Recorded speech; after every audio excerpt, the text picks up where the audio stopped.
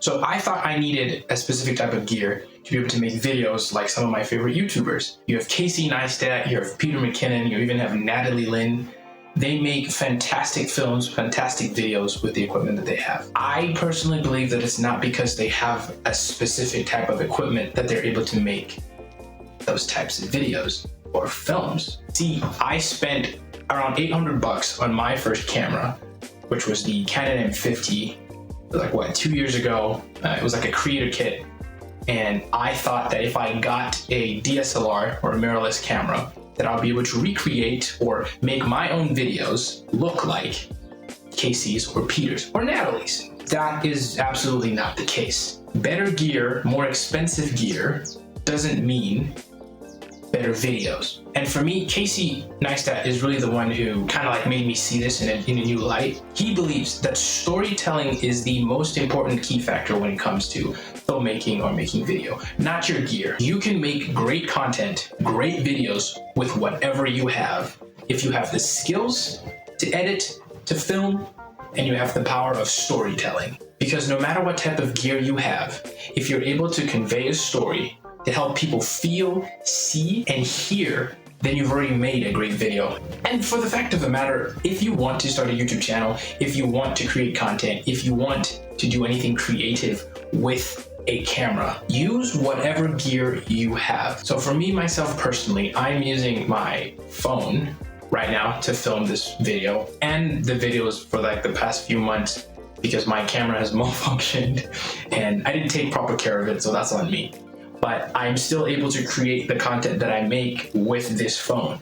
It's not the best, it's not what I want it to look like, but it's a work in progress. I'm slowly getting better at dealing with 8-bit footage and how to color grade correctly and how to make the video come out the way I want it to come out. And most importantly, how I want the video to express and to tell a story so that the audience can leave understanding something or having gained new knowledge. I do have to say though that later down the line, I will want to fix my camera or get a new camera just to be able to do better videos. Like there's some limitations that my phone right now is limiting me when it comes to storage, when it comes to video quality and different other effects that I would like to make that this phone is not allowing me to do. So later down the line, I will definitely get a better camera. This topic is specifically geared towards content creators and people who want to make videos on YouTube or anywhere else for that matter. You just need to start with what you have because the best gear that you can use is the gear that you have. When I look at people like MKBHD, Daniel Schiffer, and like Gox Art, those super amazing talented YouTubers, the gear that they have at this current moment was not the gear that they used at the beginning. The content that they made was vastly different. The storytelling is vastly different. That's because they continued to progress in using the gear that they have, investing in new gear to be able to do certain things, specific things that you can't do with any type of camera. The greatest example for me is Marquez. His YouTube channel is dedicated towards tech reviews and they got a robotic arm, which is insanely wild. He himself said that they don't actually need that robotic arm, but to get the specific shots, like for one of their videos, I think it was like the S22 Ultra, to get that specific shot, they needed the ability of that robotic arm to be able to produce that type of footage.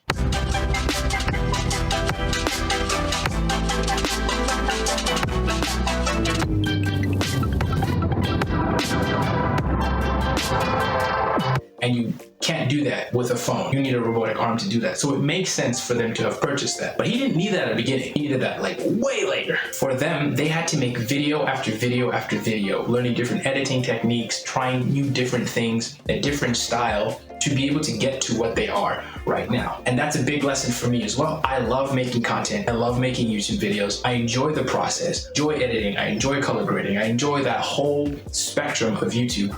But I also know that the standard that I have set for myself, I'm not there yet, but that is a continuous work in progress. And every video I make, I always intentionally make sure that I do something different, something that elevates my video to the next level. Now, we can definitely look above and beyond the scheme of YouTube. For example, if you're working with Netflix or if you're working with like film production company, there are certain requirements that you need to have or like need to be able to use to be able to make videos for them, and that's a completely different subject. But all in all, like the movies that you make, the films that you make, the videos that you make should not be determined by the type of gear that you have. As a creative person, you have the ability to craft anything with what you have, just with ingenuity and creativity. Spend time with your gear, get used to it, do what you can with it, and publish it. So bottom line is, gear should not matter. Gear should not be important when it comes to doing something that you like doing. If that's content creation, for example, if that's posting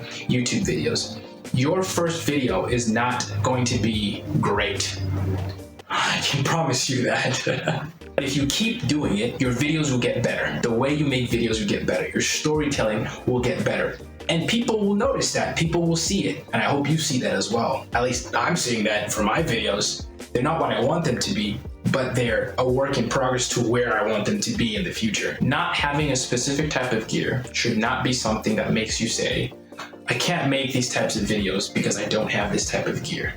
I am 100% guilty of that. I haven't posted videos because I tried to emulate what I saw from my favorite YouTubers, but it didn't turn out that way, so I didn't post it. I need to understand as well that I'm not those YouTubers. I don't have that creative skill. I don't have those gears. So it doesn't make sense for me to be able to replicate that. But that doesn't mean I don't have my own creative ways of being able to make YouTube videos. What you should be doing, and something that I've been implementing in my videos, is you need to make the best videos you can with the gear that you have on hand.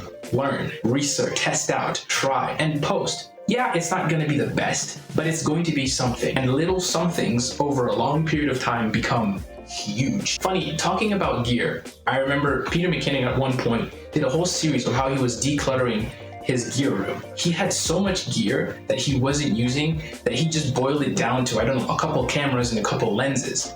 That's just to show that you can have all the gear in the world and it would just sit there lying on your shelf. Now, Peter did have his reasons for doing that, I completely understand. But that shows me that I don't need to have every single new piece of gear that comes out to be able to make better types of content. With the gear that I am able to purchase, I'm able to do the best that I can to be able to make the videos that I like, that I would watch especially. So with the process of making videos, you need to understand that don't count the days, but make the days count. Every time that you make a YouTube video, make sure that it's the best video that you can make with everything that you have learned. And whenever you make a new video, always, always, always try and implement something new. I'm sure if you are a YouTube veteran and you watch my videos probably from the beginning, you'll see a difference. And we all know that it's the journey that matters, not the destination. On that note, I do have a wish list for specific gear that I would like to get later down the line when I have money. I'm saving up my money to be able to buy gear that I know that will be able to enhance the skills that I've already built up with this camera that I'm using right now, with my Techno Pop 4 phone. So, to summarize everything, does gear actually matter when it comes to YouTube videos? No, absolutely not. It does not matter. Thank you so much for watching. I hope you enjoyed this video. I hope it helps you. Remember, get it done.